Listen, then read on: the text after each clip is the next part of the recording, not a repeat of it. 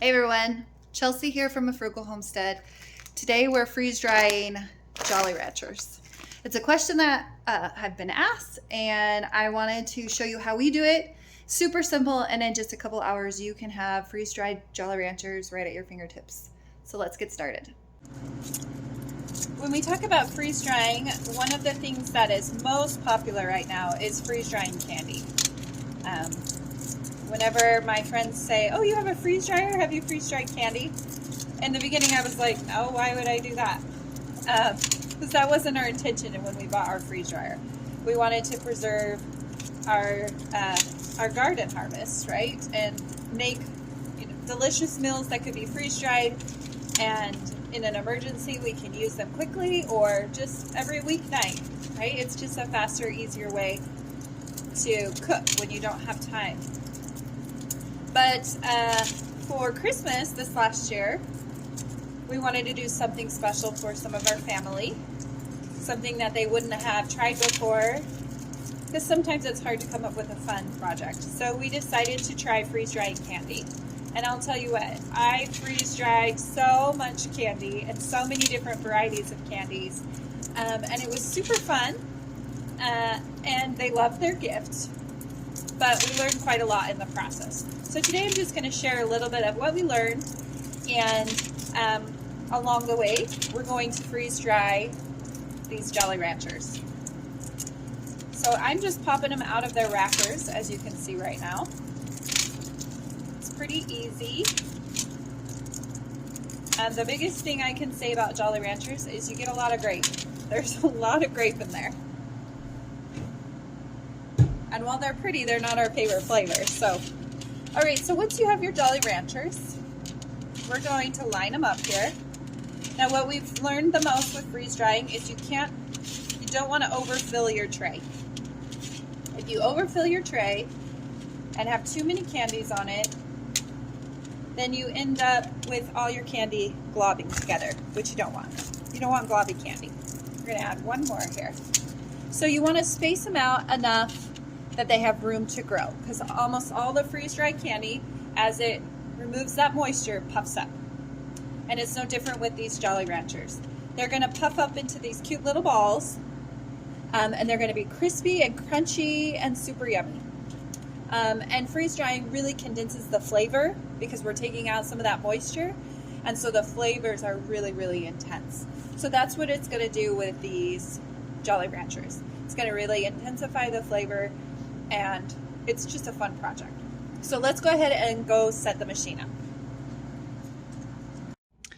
To freeze dry candy, we are going to go into our custom settings on our freeze dryer here, and we're going to change the dry temperature to at least 145. You can go up to 150. It's kind of up to you. I find that we're doing Skittles today. 145 is just fine for Skittles, but for some other things you might want to go a little higher.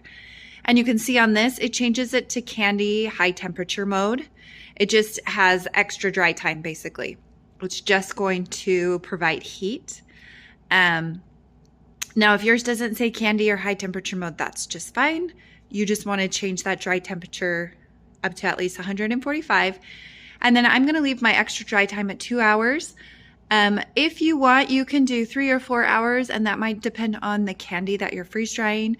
All right, our freeze dryer is all warmed up. We've got our Jolly Ranchers ready to go in. Some of them are getting too close together. You can see this button right here. This is the candy making button. So I turned it on, but let's see if we can turn it. There we go. You can turn it on or off. We're making candy, so we're going to keep it on. And that just lets the freeze dryer know we're doing candy, and it doesn't need to do the freeze mode. All right. Our process is done on our candy. So let's see how it turned out. First thing we got to do is open the valve here. Let out the pressure. You can hear it. Process is complete, and look at these. Those are our Jolly Ranchers. Aren't they beautiful? They're just so puffy. Oh, it's so fun. And they just crunch. Like, I don't really want to crunch them, but See, they just crunch. So let me show you how I bag them up.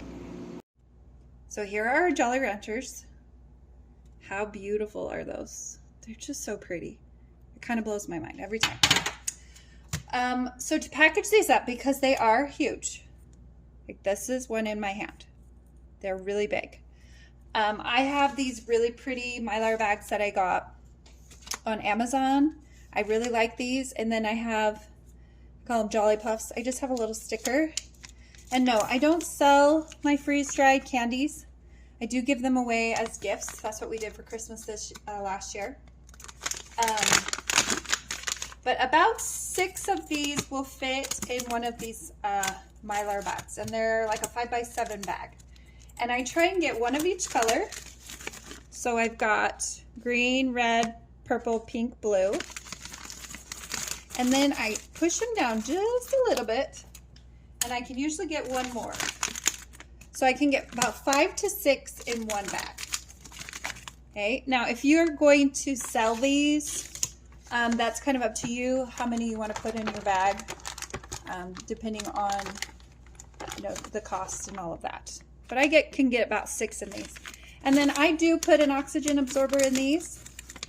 I don't know that you necessarily have to. I haven't had any that are not necessarily crunchy, but I like to just make sure things are preserved right the first time. And then these can go on the shelf, and then we can have them as a snack or give them away as a treat to friends or family, neighbors. It's just a fun little treat. Now I do have these smaller Mylar bags. I don't typically use them for the Jolly Ranchers because you can't get very many in there and the opening is not real big. So you end up possibly damaging your Jolly Rancher. So I don't really use this small size. You definitely could if you're selling them. I would say stick with the little bit larger sizes. And I'm sure there's a size in between these two.